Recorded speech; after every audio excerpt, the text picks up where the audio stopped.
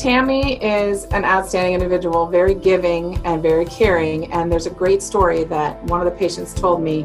They were going to Northern California for a procedure. They drove through the night, they got there in the morning, and the hospital said to them, "We don't take your insurance. We won't be able to do the procedure." It was about 5 o'clock in the morning. They called the on-call number, and Tammy called them back from her house.